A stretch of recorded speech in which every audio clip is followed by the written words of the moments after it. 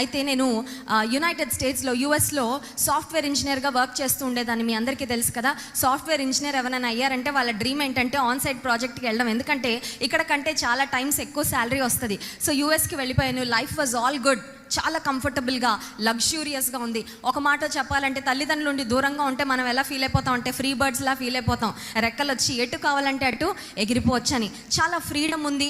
కావాలంటే ఆ ఫ్రీడమ్ని యూజ్ అన్నా చేసుకోవచ్చు, మిస్యూజ్ అన్నా చేసుకోవచ్చు, అన్ని ఛాన్సెస్ ఉన్నాయి. అయితే ఆ సమయంలో నేను జాబ్ చేస్తున్నప్పుడు I fell deep dissatisfaction in my heart. నా హృదయంలో ఒక తీవ్రమైన అసంతృప్తి ఎదురైంది.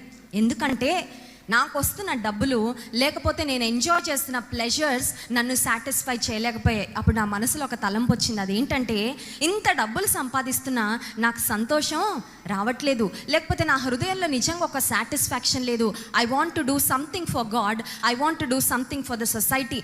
నేను దేవుడి కోసం ఏదో ఒక పని చేయాలి, నేను ఈ ప్రపంచానికి సమాజానికి ప్రయోజనకరంగా ఉండాలి అనే ఒక ఆశ నా హృదయంలో వచ్చిందండి.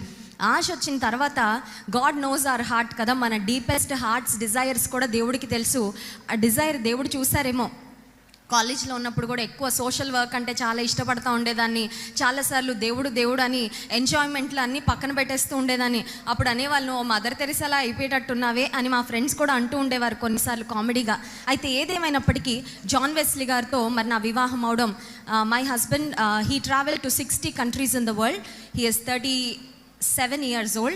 సో ఇప్పటి వరకు ప్రపంచంలో ఒక 60 దేశాలు ఆయన పర్యటించి చాలామంది యంగ్ పీపుల్ని ఇన్స్పైర్ చేస్తూ ఉంటారు. He is an international speaker. So ఆయనతో నా వివాహం అవడానికి దేవుడు హెల్ప్ చేశారు. మా marriage it's been 7 years. God blessed us with 3 daughters. And by the grace of God what I can say is, నేను జాబ్ చేస్తున్నప్పుడు my life was way more comfortable, very luxurious. నాకు కావాల్సినవన్నీ నాకు యూఎస్లో ఉండేవి, కానీ but I don't have that satisfaction. But India వచ్చిన తర్వాత ఐ కెన్ సే దేవుడు మాటలు చెప్తూ ఉన్నప్పుడు, అనేక మందిని నిరాశలోండి బయటకు తీసుకొని వస్తూ ఉన్నప్పుడు, చాలామందికి సాంఘిక సేవ చేసి చాలామంది అనాథలను చేరదీస్తూ ఉన్నప్పుడు, వీధిలో ఉన్న మరి నిస్సహాయులను అభాగ్యులను ఆదుకుంటూ ఉన్నప్పుడు వచ్చే ఆనందం ఇంకా మరి ఏ రకంగా కూడా మనం పొందుకోలేం. సో ఎందుకు ఈ మాటలు చెప్తున్నానంటే, మనిషి జీవితానికి ఒక పర్పస్ ఉంది. There is a greater purpose for human life when you understand the reason why God created you. దేవుడు ఎందుకు నేను సృష్టించాడు, ఆ పరమార్థం నువ్వు తెలుసుకుంటే, ఆ పరమార్థాన్ని గ్రహించి బ్రతికితే నీ బ్రతుకు ఒక అర్థవంతమైన బ్రతుకు అవుతుంది. Your life will become a meaningful life. మనల్ని సృష్టించిన దేవుడు మన జీవితానికి ఒక పరమార్థాన్ని ఏర్పాటు చేశాడు. అది నీవు తెలుసుకొని ఆయన పర్పస్ నువ్వు ఫుల్ఫిల్ చేయడానికి ఈ లోకంలో బ్రతికినప్పుడే నీ జీవితం ఒక మీనింగ్ఫుల్ లైఫ్ అవుతుంది.